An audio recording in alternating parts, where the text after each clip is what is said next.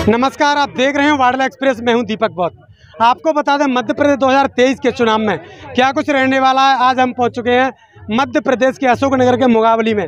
माननीय बहन कुमारी मायावती जी का भी सभा यहां पर जन संपन्न हुई है और हमारे साथ जुड़ गए पार्टी के कार्यकर्ता भी हैं, कुछ प्रत्याशीगण भी हैं। क्या कुछ रहेगा, मामा की सरकार या कमलनाथ का विचार या फिर तीसरे की सरकार, क्या कुछ रहने वाला है। पल पल की न्यूज़ों के साथ बने रहिए वाडला एक्सप्रेस के साथ, तो लगातार बात करते हैं। क्या नाम सर आपका? मैं एडवोकेट बलराम गोलिया, बसपा जिलाध्यक्ष गुना। जिलाध्यक्ष जी, क्या किस माहौल के आधार पर आप इस क्षेत्र में चुनाव लड़ रहे हो, किन मुद्दों को लेकर आए हो? देखिए, क्या मुद्दा नहीं है, ये प्रश्न आप मेरे से करिए। क्या मुद्दा नहीं है?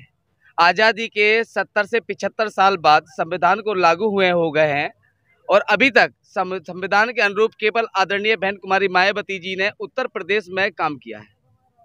वहाँ सर्वजन को सम्मान दिया, सर्वजन को सुरक्षा दी, सर्वजन के जो है शिक्षा दी। शिक्षा, स्वास्थ्य, रोजगार आदरणीय बहन जी के अलावा, बहुजन समाज पार्टी के अलावा किसी भी पार्टी ने संविधान के अनुरूप काम नहीं किया। इसलिए बहुजन समाज पार्टी आदरणीय उत्तर प्रदेश से माननीय बहन जी की सरकार से प्रेरणा लेकर और आदरणीय बहन जी के द्वारा जो काम किए गए, बहुजन समाज पार्टी के द्वारा जो काम किए गए, वो सारे काम बहुजन समाज पार्टी का कार्यकर्ता इस बार 2023 में घर घर जाकर बताने का काम कर रहा है। अभी बताया जा रहा है मध्य प्रदेश में बसपा के पास सिर्फ 2 विधायक थे, वो भी चले गए थे, कहीं लौट के दोबारा बसपा में आ गए। कहीं ऐसा तो नहीं हो जो विधायक बनने के बाद दोबारा चले जाएंगे कोई? देखिए, ये प्रश्न आपने जो किया है, आप ये देखिए कि बहुजन समाज पार्टी, मानवर साहब कहते थे कि रोज के माधो बनाती है और रोज माटी के ऊधो मिटाती है। बहुजन समाज पार्टी का कार्यकर्ता विधायक जाने और नहीं जाने से कोई फर्क नहीं पड़ता है। हम बहुजन समाज पार्टी का कार्यकर्ता आदरणीय बहन जी, मानवर साहब, परम पूज्य बाबा साहब की विचारधारा, सर्वजन हिताय सर्वजन सुखाय की विचारधारा एवं जो है आर्थिक मुक्ति, सामाजिक परिवर्तन का आंदोलन बहुजन समाज पार्टी के कार्यकर्ता चलाते हैं।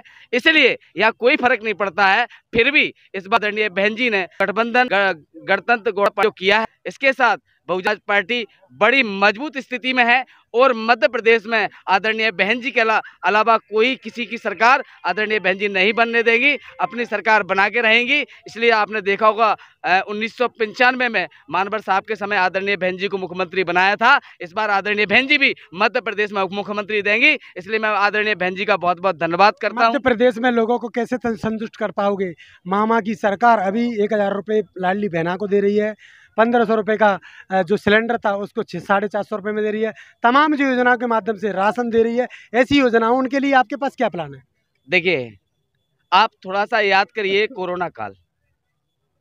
मैं अपनी सभी बहनों को ये निवेदन करना चाहता हूँ और भाइयों को, ये बहुजन समाज के लोग जब पैदल हजारों किलोमीटर चल रहे थे, भूख प्यास से उनके बच्चे मर रहे थे, वो सड़कों पर भूख के कारण मर रहे थे, तब कहाँ गई थी ये सरकार? इनका उस समय सरकार गिराओ और सरकार बनाओ का खेल चल रहा था। स्वास्थ्य मंत्री भी बाहर था, रक्षा मंत्री बाहर था, मुख्यमंत्री बाहर था, तब हमारे लोग सड़क पर भूखे प्यासे मर रहे थे। उस दिन को हम याद करेंगे और जनता में जाके वो दिन याद दिला रहे हैं कि जब आपके पास पानी की व्यवस्था नहीं थी, दवाई की व्यवस्था नहीं थी, आप सड़कों पर लट खा रहे थे, तब मुख्यमंत्री कहाँ गए थे, तब बहनें कहाँ गई थी? आज वो बहनें याद आ रही हैं। और बहन भाई का रिश्ता इतना सस्ता नहीं होता जो 1000 रुपये में आप उसको खरीद लोगे, 1500 रुपये में खरीद लोगे। ये भारत के लोग हैं, ये भारत में बहुजन समाज के लोग हैं, ये रिश्तों की कद्र जानते हैं। ऐसे लोगों से कभी रिश्ता नहीं बनाएंगे जो राशि से उनके रिश्तों को तौले। इसलिए हमारी जो बहनें हैं वो आदरणीय बहन जी के साथ खड़ी हैं। वो शायद कोई भी उनके पास आ जाए, लेकिन सभी का जब हम क्षेत्र में जाते हैं तो आदरणीय बहन जी के साथ की बात करते हैं कि हमने बहन जी ने पूरी जिंदगी लगाई है, मानवर साहब ने पूरी जिंदगी लगाई है, परम पूज्य बाबा साहब ने अपने अंतिम बेटे को भी इस देश के लिए कुर्बान कर दिया। ये अगर परम पूज्य बाबा साहब नहीं होते, आज वोट का अधिकार नहीं होता, और वोट का अधिकार नहीं होता तो ना कोई 1500 पूछता, ना कोई 1000 पूछता। इसलिए परम पूज्य बाबा के रास्ते पे चलेंगे और भूख प्यास से लड़ेंगे, लेकिन आदरणीय बहन जी के हाथ मजबूत करने का काम करेंगे। आदरणीय बहन जी के निर्देशों पर मध्य प्रदेश में सरकार बनाने का काम, आदरणीय बहन जी को यहाँ से ज्यादा विधायक देने का काम हम लोग करेंगे। चलिए, लगातार बने रहिए। और भी बात कर रहे थे 2023 के चुनाव में बने हुए भाई साहब, आपका क्या परिचय है? जी, मैं एडवोकेट वीर सिंह जरसोनिया, विधानसभा 29 से खड़ा हुआ हूँ। जी जी। किन मुद्दों को लेकर आप क्षेत्र में जा रहे हैं? लगातार जनता की कई बातें रहती हैं, चाहे वो समस्या पानी की हो, चाहे समस्या जल जीवन से जुड़ी हुई हो, तो किन माध्यमों से जनता के बीच में जा रहे हैं? सबसे पहले तो मैं बहन जी का धन्यवाद करना चाहता हूँ कि उनका आज मुझे आशीर्वाद प्राप्त हुआ। अब आपके सवाल का जवाब देता हूँ। गुना में भारत को आज़ाद हुए आज 76 वर्ष हो चुके हैं। 76 वर्षों में गुना जिले में ना तो कोई मेडिकल कॉलेज है, ना इंजीनियरिंग कॉलेज है, ना एग्रीकल्चर कॉलेज है, ना कोई उद्योग धंधा है। हमारा गुना का व्यक्ति बाहर मजदूरी करने जाता है। अगर उद्योग धंधा हुआ तो गुना में मजदूरी मिलेगी, बाहर नहीं जा। गुना में सारे कॉलेज होंगे तो गुना में शिक्षा मिलेगी। तो मैं गुना की जनता को शिक्षा के स्तर पर और रोजगार के स्तर पर मजबूत करना चाहता हूँ। दूसरी बात, गुना क्षेत्र में 76 वर्षों के अंदर अभी तक रोडें कच्ची पड़ी हैं। ग्रामीण क्षेत्र में हर समाज का व्यक्ति परेशान है, किसी भी व्यक्ति संतुष्ट नहीं है, ना तो बीजेपी से ना कांग्रेस से। मकान टूटे फूटे पड़े हैं। मैं क्षेत्र में वोट मांगने गया, लोग बागों ने मुझे सोचा कि मैं कांग्रेसी हूँ, मुझे सोचा मैं बीजेपी हूँ, मेरे पर लड़ने आए। जब मैंने बोला मैं भाजपा से हूँ, हाथी से हूँ, तो उन्होंने कहा कि इस बार हम हाथी को ही वोट देंगे। बहुजन समाज पार्टी मुझे पता है कि गुना की जनता इस बार परिवर्तन करेगी और बसपा पे विश्वास करेगी। इस बार परिवर्तन होगा गुना में। गुना क्षेत्र सिंधिया जी का माना जाता है। शिवराज जी कहते हैं कि हमारे मध्य प्रदेश में तो जो सड़कें हैं वो तो अमेरिका से भी अच्छी है। आप क्या कहोगे इस पर? सिंधिया जी पहले कांग्रेस से थे, अब बीजेपी से हैं। तो ना अब उनकी कांग्रेस में इज्जत है, ना बीजेपी में इज्जत है, और ना गुना की जनता में इज्जत है। सिर्फ वो इसलिए उनका मान सम्मान होता है कि वो एक बड़े खानदान से हैं, राजा रजवाड़े हैं, इस वजह से। अब उनकी जनता में कोई इज्जत नहीं है, और जो उनकी इज्जत करते हैं वो वही लोग करते हैं जो उनसे दबे हुए हैं, डरे हुए हैं, और जो गुलाम है आज भी। शिवराज जी कहते हैं मध्य प्रदेश के अंदर अमेरिका से भी अच्छी सड़कें हैं, इस पे क्या कहोगे?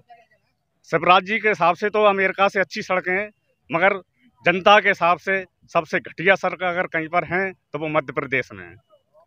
राजा का लगातार आपके क्षेत्र से सिंधिया घराना जीतता रहा है।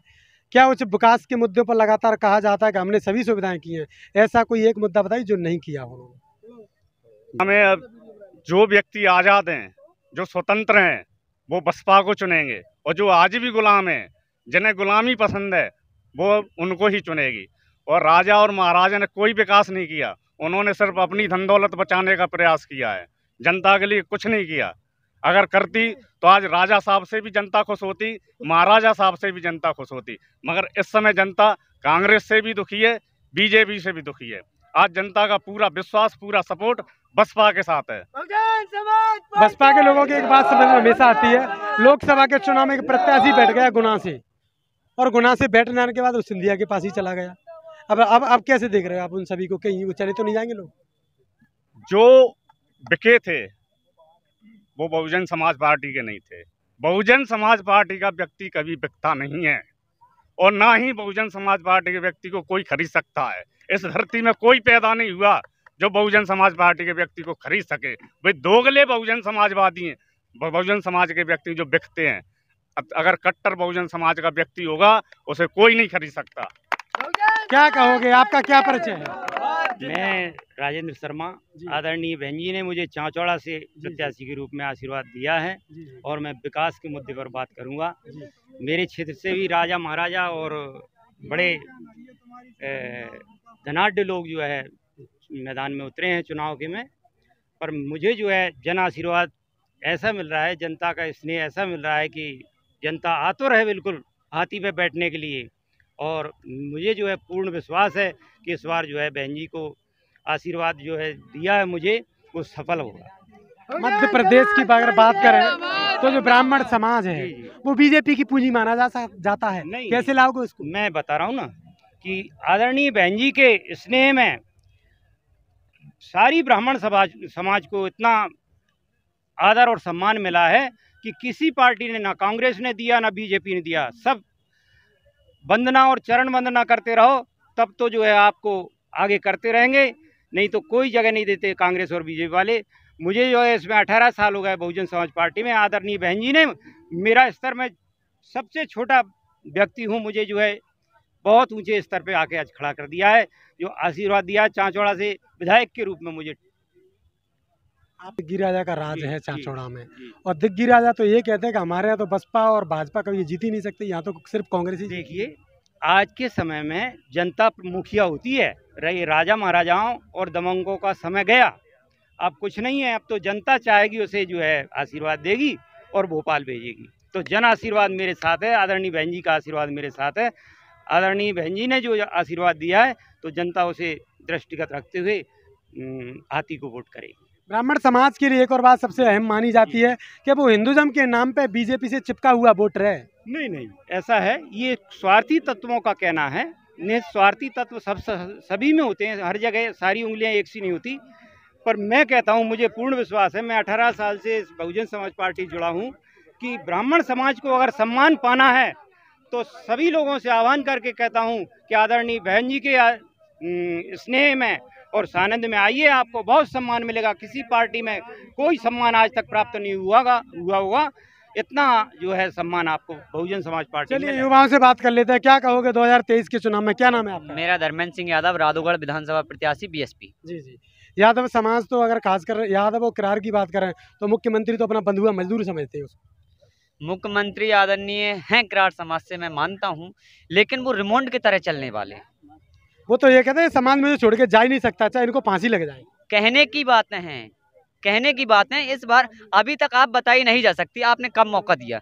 राधोगढ़ विधानसभा में 55,000 यादव मतदाता हैं, एक भी बार यादव को मौका दिया क्या? किसी भी पार्टी ने दिया हो तो बता दो। वो तो कहते हैं मंत्री भी बनाए हमने तो यादव। गुना जिले की बात कर रहा हूँ मैं, गुना जिले में आज तक एक भी प्रत्याशी नहीं है यादव। क्या कहोगे 2023 के चुनाव को लेकर? क्या धाकड़ यादव समाज जो है क्या बसपा के साथ जाएगा? बिल्कुल निश्चित ही जाएगा, क्योंकि सर्वप्रथम अगर आप देखोगे हमारे क्षेत्र में रोजगार, एक भी फैक्ट्री नहीं है, कोई मेडिकल कॉलेज नहीं है जिससे हमारे लोगों को स्वास्थ्य की सुविधा मिल सके, कोई एग्रीकल्चर कॉलेज नहीं है जिससे हमारे लोग बीएससी एग्रीकल्चर करके वैज्ञानिक तौर पे फसल या पशुपालन का काम कर सकें। जब हमारे क्षेत्र में कोई सुविधा ही नहीं है, कब तक ढोएंगे इन लोगों को? इन तानाशाही लोगों को कब तक ढोते रहें? और हमने प्रयास किया, दोनों पार्टियों से मांग की, धाकड़ समाज ने भी मांग की, यादव समाज ने भी मांग की, हमने ओबीसी महासभा के माध्यम से मांग की कि राधोगढ़ में भी पार्टी एक वर्ग का प्रत्याशी घोषित कर दे, ओबीसी सभा और तमाम वर्ग की जातियां उसके साथ खड़ी रहेंगी। लेकिन दोनों पार्टियों ने ओबीसी का कोई भी उम्मीदवार खड़ा नहीं किया। इसके बावजूद हमने माननीय बहन जी से निवेदन किया, बहन जी ने एक निवेदन में हमारे आदरणीय प्रदेश अध्यक्ष जी, जिला अध्यक्ष जी ने, सभी लोगों ने आशीर्वाद दिया और मुझे वहां से प्रत्याशी घोषित किया। तो पूरी ओबीसी महासभा तन मन धन से वहां पे जुटी हुई है और तमाम हमारी बहुजन पार्टी के कार्यकर्ता और पदाधिकारी पूरी तन मन धन से मेहनत कर रहे हैं और वहां पर आदरणीय बहन जी को हाथ मजबूत करने के लिए सभी लोग लगे हुए हैं और इस सीट को निकालकर बहन जी के हाथ मजबूत करेंगे और भोपाल जाने का काम, हाथी पर बैठकर जाने का। कांग्रेस लगातार कहती है, कांग्रेस लगातार बोल रही है जिसकी जितनी संख्या हमारी उसकी इतनी हिस्सेदारी, यानी कांसीराम जी का जो नारा है उसको कांग्रेस दे रही है, कितनी हिस्सेदारी दे पाई है? आपको एक और चीज़ बता दें, हमने कांग्रेस से भी मांग रखी थी। आदरणीय राहुल गांधी जी भारत जोड़ो यात्रा के दौरान आए थे और हमने हमारी सारी मांग रखी थी। उन्होंने कहा, हम मंचों पे भाषण भी दिए कि हम जितनी जिसकी संख्या उसकी उतनी भागीदारी देंगे। लेकिन अभी जब चुनाव में टिकटों का बंटवारे का समय आया तो आपने कहाँ पिछड़े वर्ग की आबादी थी उसके अनुसार आपने कहाँ दिए? आपने 80 टिकट सुवर्णों को दिए, ओबीसी को 125 टिकट देना थे। हमने इसी मुद्दे को लेकर टिकट घोषित होने के अगले दिन ही दिल्ली राहुल गांधी जी के निवास पर, प्रियंका जी के निवास पर घेराव किया। वहां पे हमारी बात रखी कि आप मंचों से हमारे वोट लेने के लिए तो बात रखते हो कि ओबीसी को ओबीसी का आरक्षण दिया जाएगा, जातिगत जनगणना की जाएगी, आपकी जितनी संख्या है उतनी आपको भागीदारी दी जाएगी। लेकिन जब आपके हाथ में था कि टिकट बंटवारे में करना था ना आपको सामाजिक न्याय, तो हम मानते, हम आपके साथ थे। लेकिन आप ओनली ओबीसी के लोगों को मूर्ख बनाने के लिए, उनके वोट लेने के लिए ये सब चीजें कहते हैं, जबकि धरातल पर ऐसी कोई भी चीज नजर नहीं आई है। क्योंकि 70 साल से कांग्रेस की सरकार भी थी, पहले कांग्रेस की जब सरकार थी तो आपने क्यों नहीं दिया ओबीसी को जातिगत अनुसार, जातिगत जनगणना क्यों नहीं कराई गई? ओबीसी को जब 52% आबादी है तो 52% आरक्षण देना था ना, क्यों नहीं दिया गया जब से? और अब बीजेपी की सरकार है, ना ही बीजेपी ने ना कांग्रेस ने, कोई सी भी सरकार ने एसटी, एससी, ओबीसी, शोषित, वंचित, किसान, गरीब लोगों की आवाज आज तक नहीं उठाई है। और उन सब लोगों की आवाज उठाने के लिए ओबीसी महासभा और बहुजन पार्टी खड़ी हुई है। पूरी प्रदेश में ओबीसी महासभा और हमारी बहुजन पार्टी खड़ी हुई है और जहाँ जहाँ हमारे बहुजन लोगों को टिकट देने का काम किया है, ओबीसी महासभा पूरे प्रदेश में भावा समाज पार्टी का समझ रही है और तन मन धन से खड़ी हुई है। क्योंकि कांग्रेस बोल रही है कि अभी सरकार बनने पर अगर हमारी सरकार बनती तो 27% आरक्षण देंगे। आप कितना मांग रहे हो? आप क्यों भीख दे रहे हो? जब हमारी आबादी 52% है तो क्यों 27 में संतुष्ट हो? हम 52 है तो हमें 52 दो ना। और आदरणीय बहन जी ने ये संतुष्ट हमें आश्वासन दिया है कि अगर बहन जी की सरकार आती है तो जिसकी इतनी संख्या होगी उसको उतना अधिकार मिलेगा, उतना उसको आरक्षण मिलेगा। इसलिए सारा पिछड़ा वर्ग, ST SC और सुवर्ण भी जो सोच से वंचित हैं, जो गरीब हैं, सब बहन जी के साथ जुड़े हुए हैं। चलिए लगातार बने रहिए। 2023 के चुनाव में फेसबुक पर हैं तो फॉलो करिए, यूट्यूब पर है तो सब्सक्राइब करिए। लगातार देखते रहिए वार्ड।